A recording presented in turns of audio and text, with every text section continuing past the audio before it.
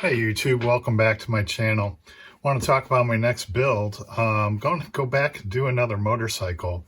And this one's kind of special because when I first got into motorcycles, I went out and I was looking on eBay at all these different motorcycles, and this one popped up and I thought, wow, that's really cool. And so I got it. So this is probably, I think, the third or fourth bike kit that I bought.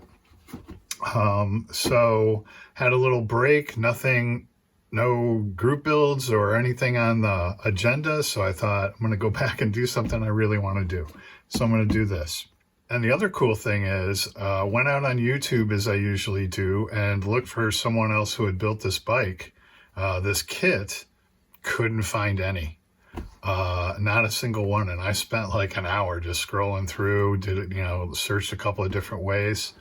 Couldn't find it. On ScaleMates, no one had built it and the instructions weren't there.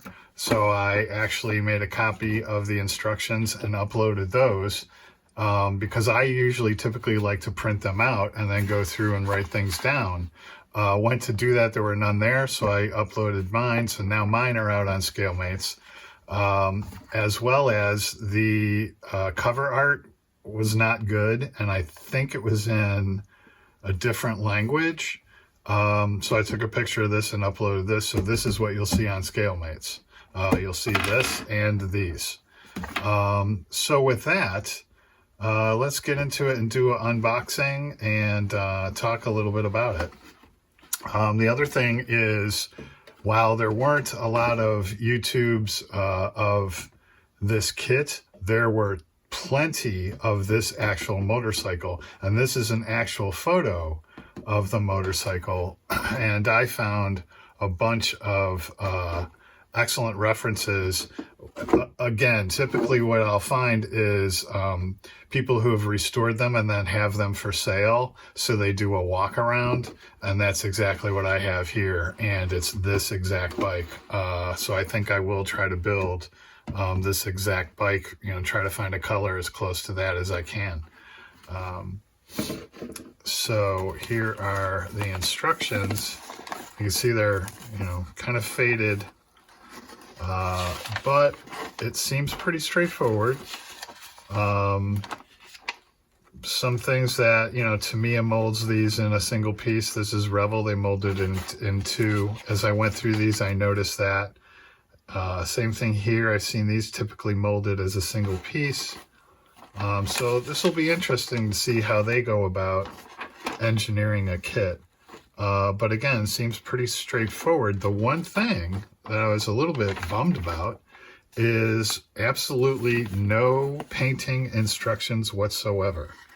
They do talk about whether it's chrome or not and the part number, but they make no mention of any colors of any kind, which is another reason for the references. So I'm going to be working from this and my references.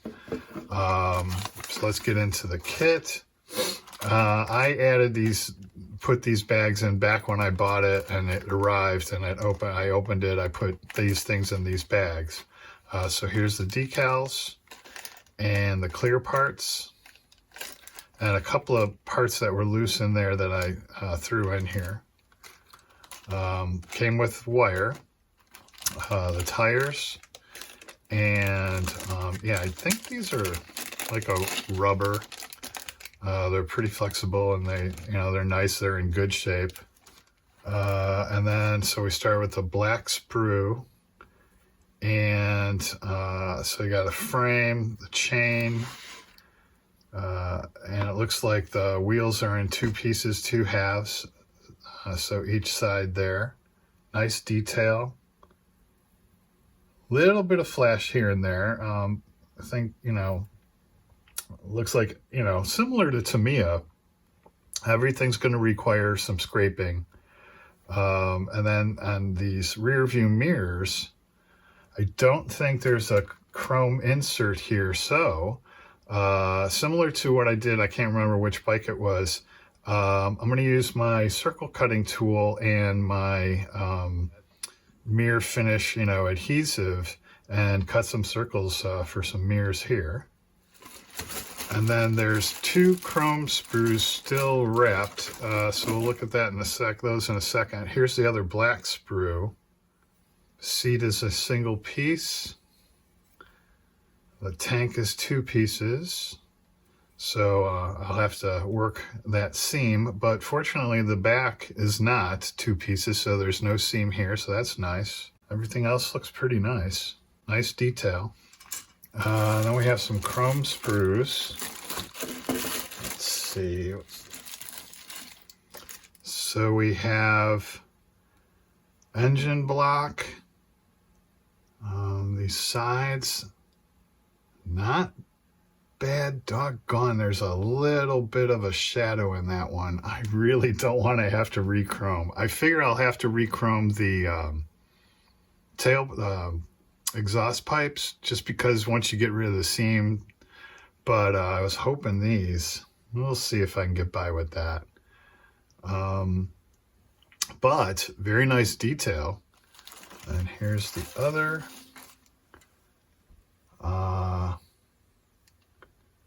And here's the fenders. They're chrome. That's in pretty good shape. We'll see. I might try to keep that as well. Oh, and then they do the disc brakes in chrome. I've never seen that before. Interesting. So we'll see. I want to try to keep as much of this chrome as possible. Like I said, I think the only thing I'll have to alclad or what have you is the exhaust pipes, but we'll see.